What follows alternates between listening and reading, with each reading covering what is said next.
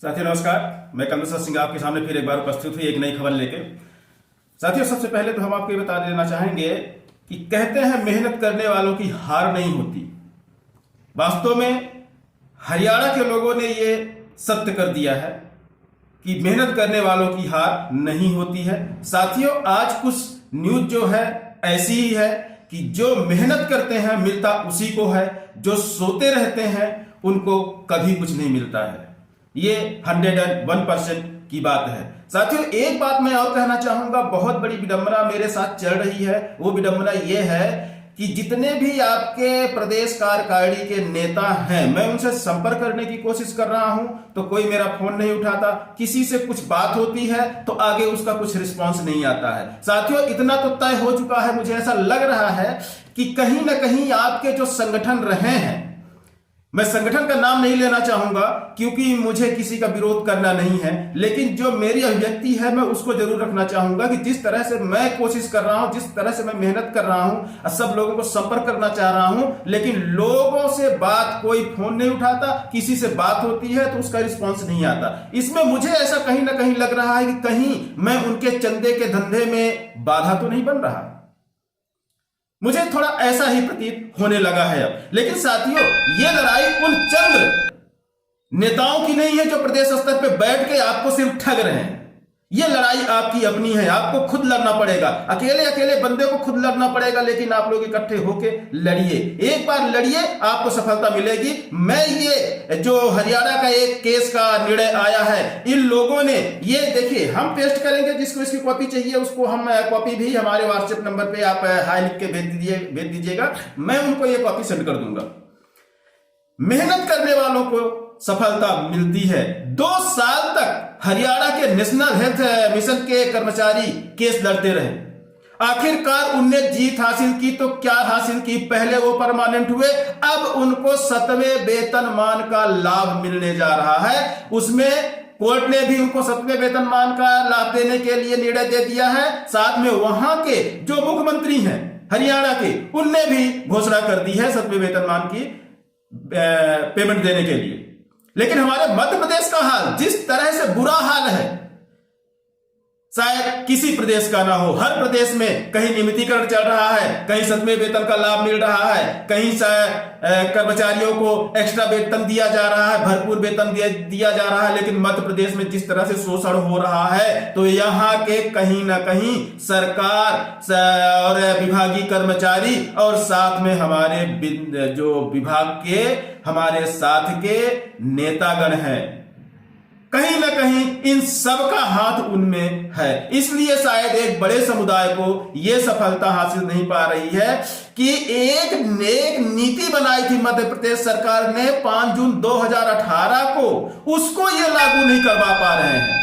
आज करीब 2.5 साल हो चुका है, लेकिन वो नीति आज तक लागू सभी विभागों में बराबर नहीं हो पाई है। उसका कारण यही है कि कहीं अधिकारी रोड़ा बने बैठे हुए हैं तो कहीं हमारे संविधान नेता उनसे जाके मिल जाते हैं या तो दबाव में आ जाते हैं। कुछ भी हो सकता है, मेरे सामने कोई घटना नहीं, इसलिए मैं कंफर्म नहीं कहूंगा, लेकिन कहीं ना कहीं कमी तो है। जिस तरह से मैं लड़ रहा हूं, मैं उनसे संपर्क करने की बात करता हूं, मैं फोन लगाता हूं, कोई फोन उठाने को तैयार नहीं है। प्रदेश कार्यकारिणी के कोई भी सदस्य, मैं सबसे संपर्क करता हूं। साथियों मैं बता रहा हूं, आप कैडर वाइज, यदि कैडर वाइज आपके कोई संगठन बना हुआ है तो उनके नेताओं को कहिए आप कैडर वाइज मुझे संपर्क करें। मैं अपना व्हाट्सएप नंबर डाल दूंगा वीडियो में, उनको आप कहिए कि मुझे संपर्क करें। मैं उनसे मिलकर एक नया संगठन तैयार करना चाहता हूं। एक नया संगठन आप तैयार कर दीजिए, सारा सहयोग मैं करूंगा। लड़ाई आपको लड़नी है, मैं आपके साथ रहूंगा। लेकिन जिस तरह से आप समय गंवाते चले जा रहे हैं, तो आने वाले समय ये जो आपका घटता जा रहा है, ये आपका समय पीछे चला जा रहा है, आप सफलता से दूर होते चले जा रहे हैं। क्योंकि आप तत्काल निर्णय नहीं लेंगे तो आप सफल नहीं हो सकते किसी भी हाल में। ये देखिए 2 साल तक हरियाणा के एनएचएम के कर्मचारी लगातार लड़े हैं। तब जाके उनको 7वां वेतनमान, पहले तो उनने नियमितीकरण ले लिया, उसके बाद वो 7वें वेतनमान पे दावा ठोक दिया कोर्ट में जाके। मैं आप लोगों को कह रहा हूं कोर्ट में आइए, कोर्ट में आइए, कोई आने को तैयार नहीं है। साथियों एक बार फिर मैं आपसे अपील कर रहा हूं, साथियों एक चीज मैं ये कहना चाह रहा हूं कि यदि आप मेरे वीडियो पे नए आए हैं तो आप चैनल को सब्सक्राइब करते जाइएगा, बेल आइकन दबा दीजिए ताकि जो भी हमें अपडेट दे तो आपको तत्काल उसका नोटिफिकेशन मिल जाए। साथ में ये हर वीडियो को आप हर साथी तक पहुंचाने की कोशिश करिए। जिस दिन हर साथी तक पहुंच गया वीडियो, सब लोग आपस में खड़े हो जाएंगे, ये मेरी गारंटी है। मेरा काम, मेरा जो तरीका है वो सबसे हटके है। ना मैं नेता हूं, ना मैं चंदेबाज हूं, मुझे किसी से कोई पैसा नहीं चाहिए। आप अपनी लड़ाई खुद लड़ेंगे, सहयोग मैं करूंगा। आप हाई कोर्ट में कहेंगे मैं वहां खड़ा हूं, आप एनआरएचएम में कहेंगे वहां खड़ा हूं, आप मुख्यमंत्री कार्यालय में कहेंगे तो मैं वहां भी खड़ा हो जाऊंगा आपके साथ में। लेकिन मुझे चंदेबाजी पसंद नहीं है। मैं अपना खर्चा खुद उठा रहा हूं, जितना भी खर्च लग रहा है मैं किसी से नहीं चाहता कि मुझे कोई चारा ना दे।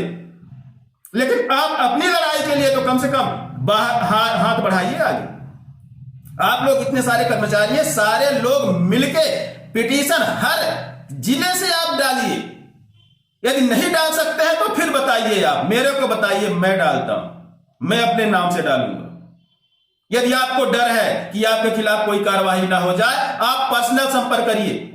आप सारे लोग, सारे जिले के जितने भी जिलाध्यक्ष हैं आपके कैडर वाइज, उनको बोलिए कि इकट्ठे हो, एक पेपर बनाएं, उसमें नाम डालें, मोबाइल नंबर डालें और बता दें मुझको संपर्क करके। मेरे व्हाट्सएप नंबर पे जो स्क्रीन में दिखता रहता है उस पर डाल दें कि आप ही इस केस को लड़ो। आगे क्या करना है मैं बताता हूं।